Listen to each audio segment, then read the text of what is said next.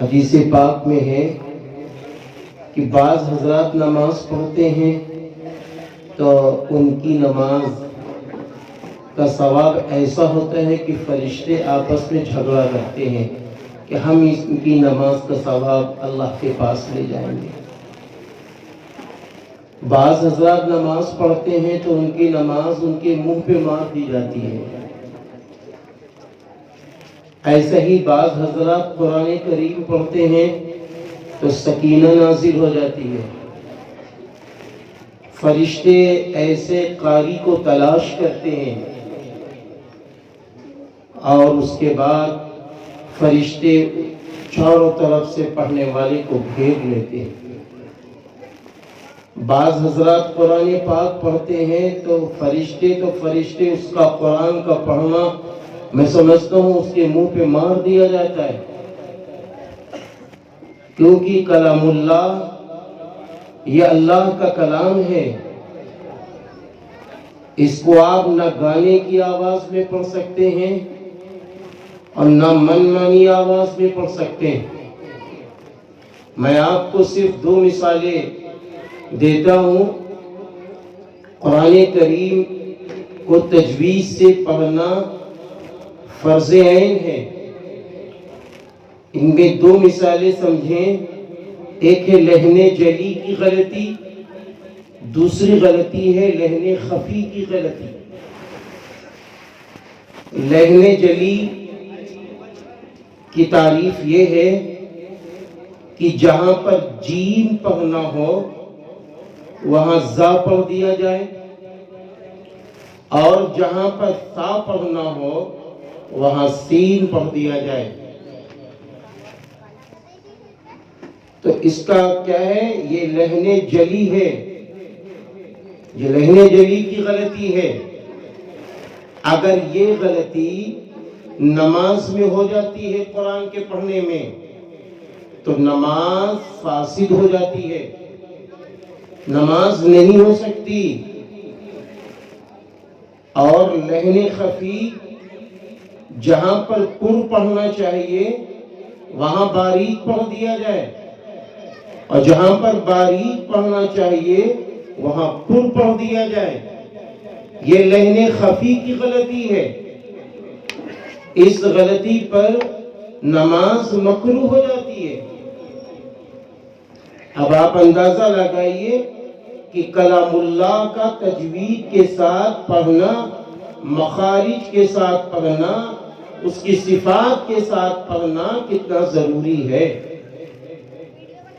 ہم لوگ خوش ہو جاتے ہیں، میں قسم خدائے پاک کی کھا کے کہتا ہوں کہ بہت خوشی ہوتی ہے اس وقت جب حافظ صاحب بڑی تیزی سے قرآن پڑھتے ہیں۔ میں یہ بات اس لیے دہرا رہا ہوں کہ ہمارا ٹائم بھی خراب ہوتا ہے، پیروں میں درد بھی ہوتا ہے، اور نفع کیا ملتا ہے کہ نماز ہی نہیں ہو رہی۔ جب لحن جلی اور لحن خفی کی غلطیاں ہو رہی ہیں، اس سے ہٹ کر اور جو مخارج ہیں وہ تو چھوڑ دو، تو نماز کہاں ہو رہی ہے؟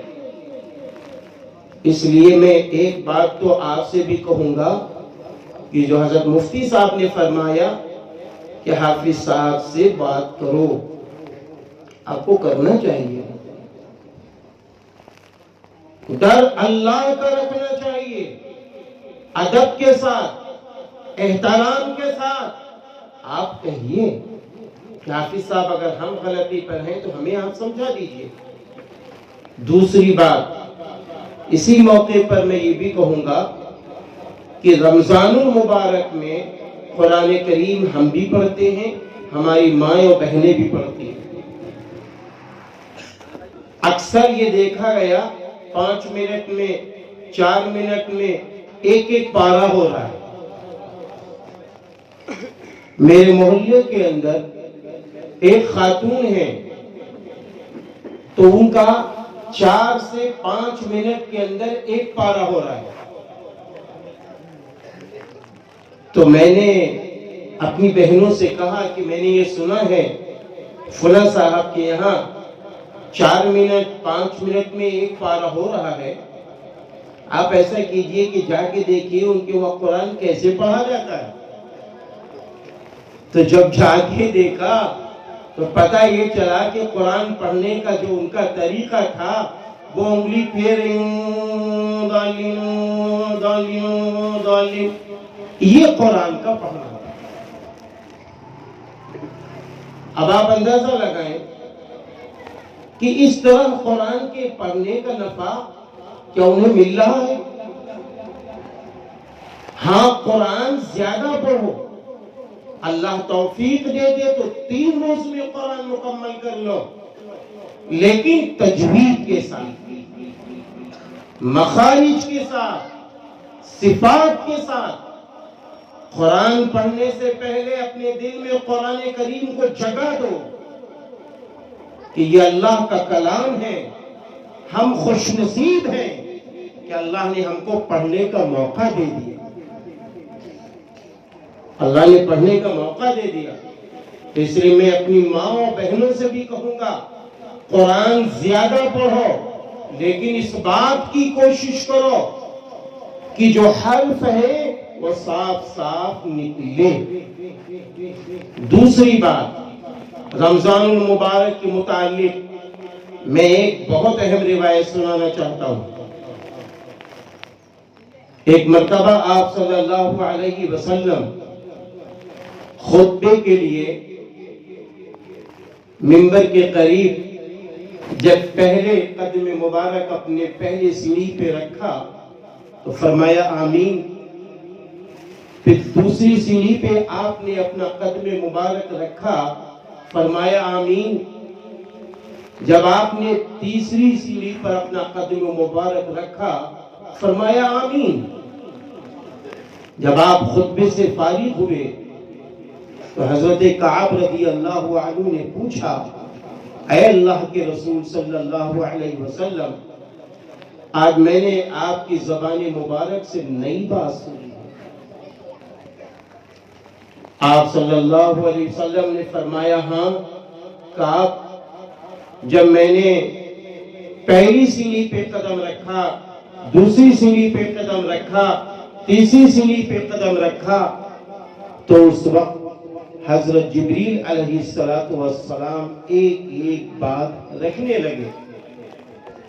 فرمایا، اے نبی، ہلاک ہو جائے، برباد ہو جائے وہ شخص جس کے سامنے بوڑھے ماں باپ ہوں اور وہ اپنے بوڑھے ماں باپ کی خدمت کر کے دعائیں لے کر اگر وہ جنت کا مستحق نہ بنا تو وہ ہلاک ہو جائے، وہ برباد ہو جائے. آپ صلی اللہ علیہ وسلم نے ایسی بد دعا پر آمین فرمائی ہے. آگے فرمایا کہ حضرت جبریل علیہ السلام نے فرمایا، اے نبی، ہلاک ہو جائے، برباد ہو جائے وہ شخص جس کے سامنے آپ کا نام مبارک لیا جائے اور وہ آپ کا نام سن کر درود نہ پڑھے.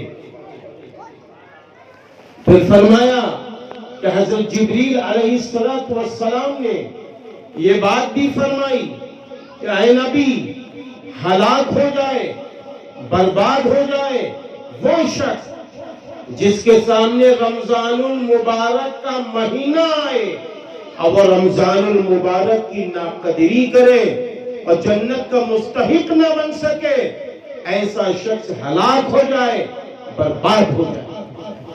آپ صلی اللہ علیہ وسلم نے اس پر بھی آمین فرمایا.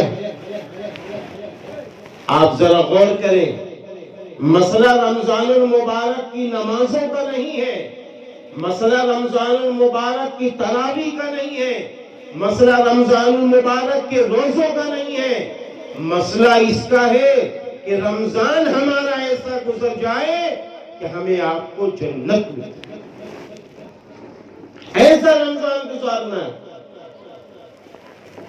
ایسی نمازیں پڑھنی ہے کہ ہمیں جنت مل جائے، ایسے روزے رکھنے ہیں کہ ہمیں جنت مل جائے. ایسا صدقہ خیرات کرنا ہے کہ ہمیں جنت مل جائے، ایسی تراویح پڑھنی ہے اور پڑھانی ہے کہ ہمیں جنت مل جائے، ایسی عبادتیں کرنی ہے کہ ہمیں جنت مل جائے۔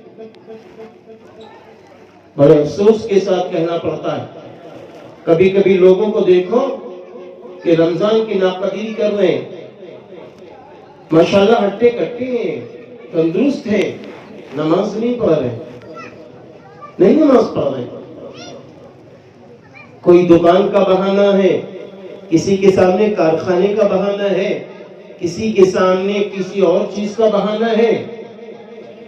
میرے بھائیوں، معلوم ہے رمضان کا ایک روزہ، آپ صلی اللہ علیہ وسلم نے فرمایا کہ رمضان کا ایک روزہ اگر قصداً چھوٹ گیا تو پوری زندگی روزے رکھ لو، رمضان کے ایک روزے کے برابر نہیں ہو سکتا۔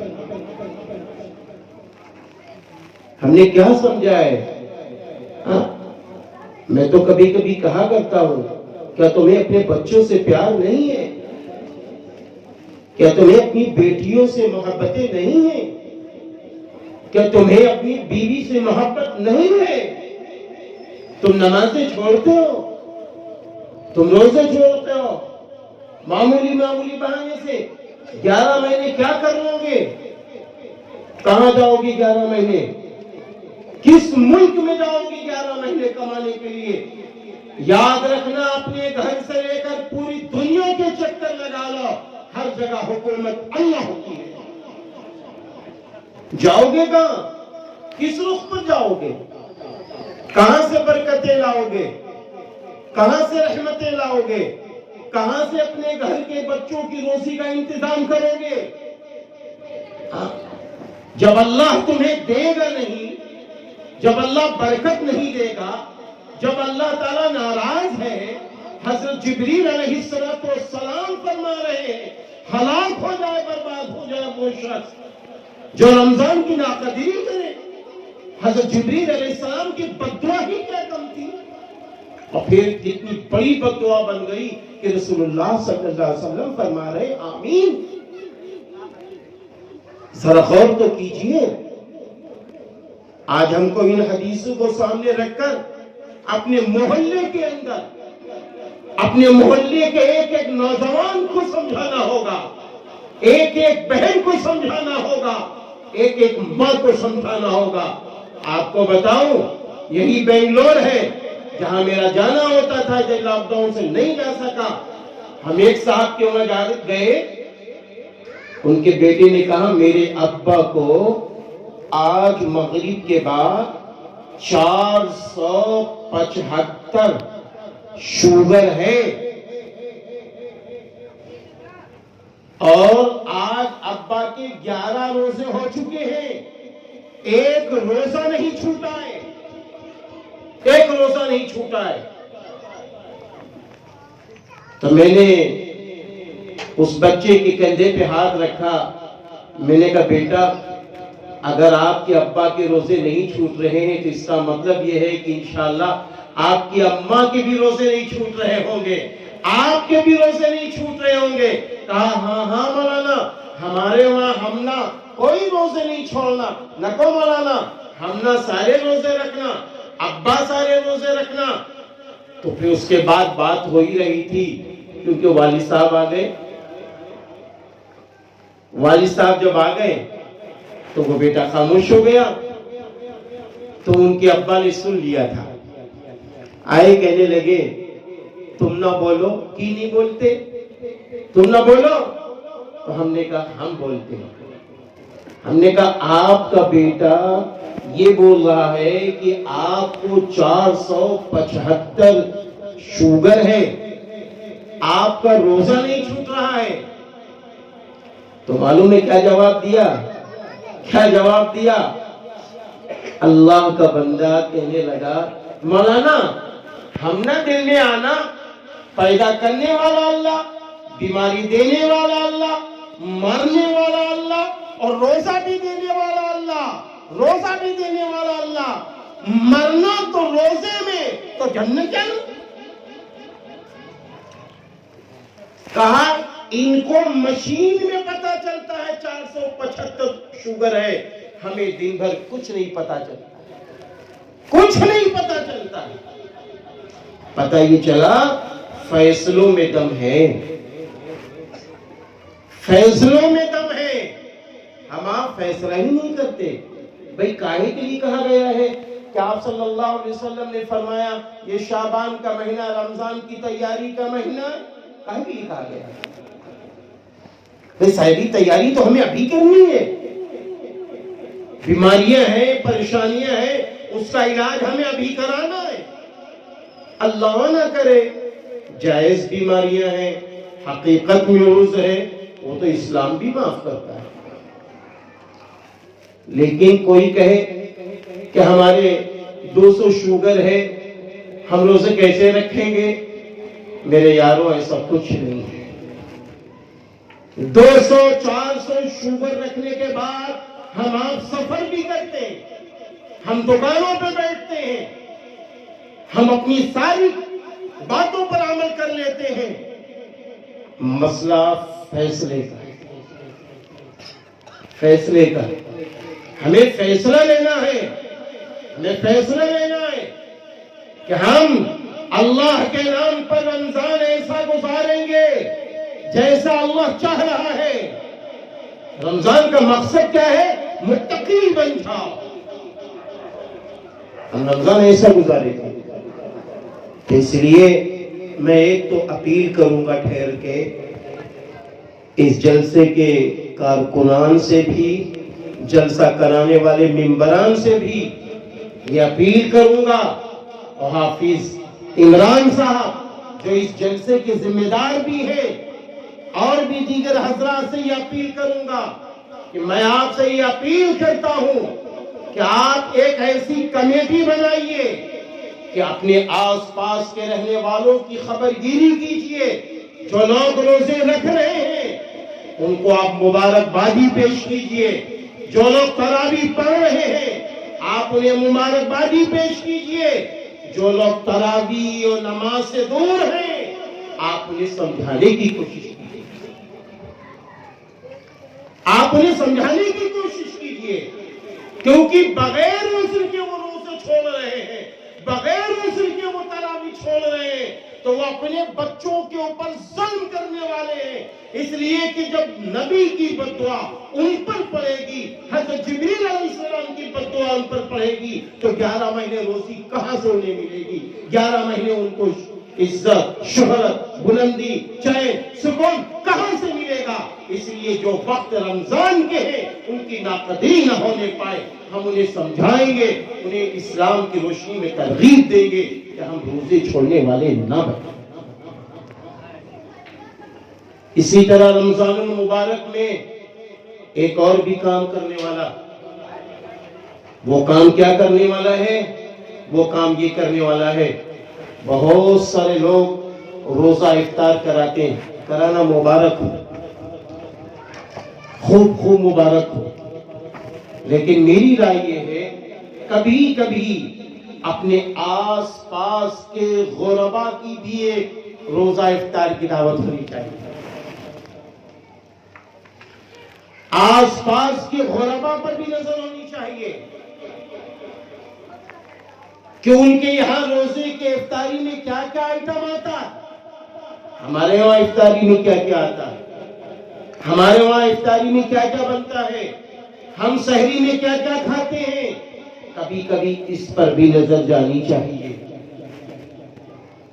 اس پر بھی نظر جانی چاہیے. اور اس پر بھی نظر جانی چاہیے کہ جب شب قدر کی راتیں آتی ہیں تو آپ دیکھیے چائے کا سلسلہ چالو ہے تو چالو ہے. چائے بنانے والے نے چائے بنانا شروع کیا تو رات گزر گئی، ناشتے کا انتظام شروع کیا تو رات گزر گئی. ہمیں ایسا ماحول بنانا ہے، چائے بھی بنے گی، وہ عبادت بھی کرے گا. چائے کا مقصد ہے لوگ عبادت میں یکسوئی پیدا کر لیں. چائے کا مقصد یہ نہیں ہے کہ جو چائے بنا رہا ہو وہ عبادت نہ کرے، بقیہ عبادت کر رہے ہیں. ایسا ماحول ہمیں بنانا ہے، چائے بنانے والا بھی عبادت کر رہا ہو چائے پینے والا بھی عبادت کر رہا ہو، تفریح مذاق نہ ہو رہی ہو، تفریح مذاق نہ ہو رہی ہو۔ کیوں؟ اس لیے کہ شب قدر کی رات اگر ایک نصیب ہو گئی تو 1000 راتوں سے بہتر یہ رات ہوتی ہے۔ اس لیے ایک رات کو پانے کے لیے ہم بھی فکر مند ہو، اور میرے نبی نے فرمایا جو تم اپنے لیے پسند کرتے ہو وہی تم اپنے بھائیوں کے لیے پسند کرو۔ پتہ یہ چلا ہمیں یہ پسند ہے کہ ہم کو شب قدر کی رات نصیب ہو جائے، تو یہی ہم کو پسند ہونی چاہیے کہ میرے بھائی بہنوں کو بھی شب قدر کی رات نصیب ہو جائے۔ اس لیے اگر مائیں اور بہنیں بھی بات سن رہی ہیں تو وہ بھی اس پر توجہ دیں کہ ہم اپنے گھر کے اندر اپنی بیٹیوں کو جگائیں گے، اپنے بیٹوں کو جگائیں گے، اپنے شوہروں کو جگائیں گے، کائے کے لیے؟ تاکہ شب قدر کی رات نصیب ہو جائے۔ رمضان المبارک میں اگر ایک اور فیصلہ لے لیں، وہ فیصلہ کون سا ہے؟ تہجد کی نماز کا فیصلہ۔ تہجد کی نماز کا فیصلہ اگر فیصلہ لے لیں، پڑھنا آسان ہے، اور فیصلہ نہ لیں تو بیوییں، بیٹی، ماں پیر ہلاتی رہے گی، اور سحری کا ٹائم ہے مثال کے طور پر 4:50 تک، تو یہ 4 بجے سے پیر ہلاتی رہے، لاکھ بچے جگاتے رہے، ڈیڈی، ابا، ہم بس ایسے گھڑی دیکھیں گے، موبائل اٹھائیں گے، پھر سو جائیں گے۔ کیوں؟ اس لیے کہ 4:50 تک ٹائم ہے، ابھی تو 4 بجے ہے، ہم تو 4:30 بجے اٹھیں گے اور سحری کھا کے اپنا مسئلہ تمام کریں گے۔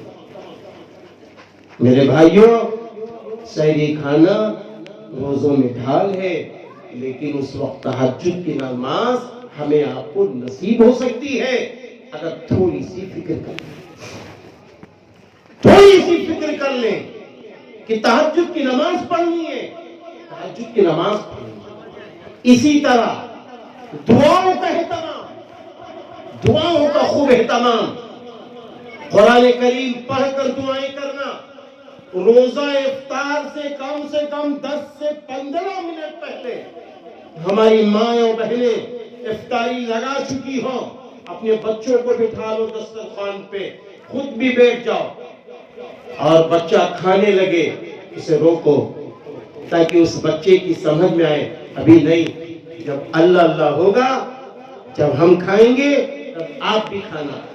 پھر اللہ سے دعا کرو، کبھی ماں دعا کر رہی ہو، کبھی بیٹی دعا کر رہی ہو، اجتماعی دعا بھی ہو رہی ہو، انفرادی دعا بھی ہو رہی ہو۔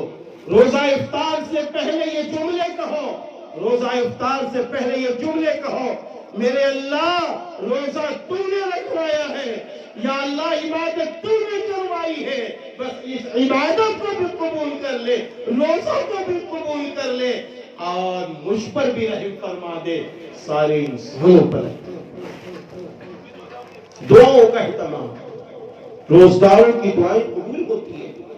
آج 11 ماہ ہم لوگ کہاں کہاں دعائیں کرتے ہیں، کیوں نہ ایک ماہ ہم دل کھول کے اللہ کے حضور دعاؤں کا اہتمام کر لیں؟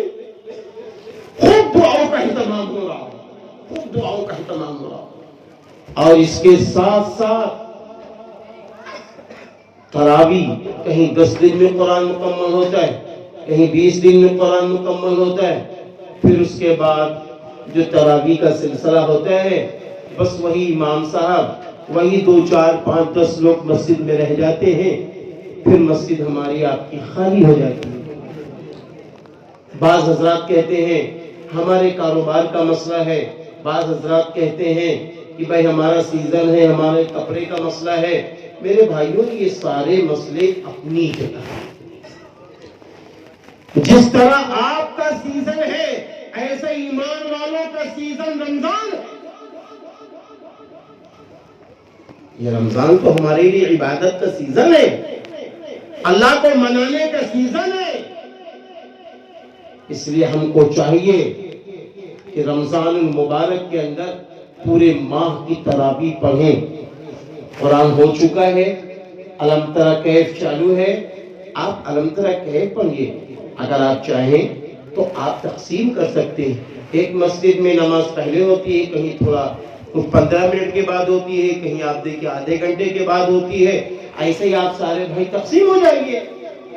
ایک بھائی دکان پر رہے، بقیہ بھائی اپنے نماز پڑھ رہے ہو. ایک کوئی اس مسجد میں نماز پڑھ کے آ گئے تو دوسرے بھائی جا رہے ہیں، دوسری مسجد سے آ گئے تو تیسرے بھائی جا رہے ہو. ایسے رمضان المبارک کی قدر ہو رہی ہو. جب رمضان المبارک کی ہم آپ قدر کریں گے، پھر جب انشاءاللہ عیدگاہ کے لیے نکلیں گے، جب رمضان المبارک کی قدر کریں گے، تراویح پڑھیں گے، نمازیں پڑھیں گے، صدقہ خیرات نکالیں گے، زکوٰۃ اپنے مالوں کی نکالیں گے، اس کے بعد جب سارے کام کرنے کے بعد ہم آپ جب عید کی نماز کے لیے چلیں گے تو پھر وہ پروانہ نصیب ہو جائے گا. کیا ہے حدیث پاک میں؟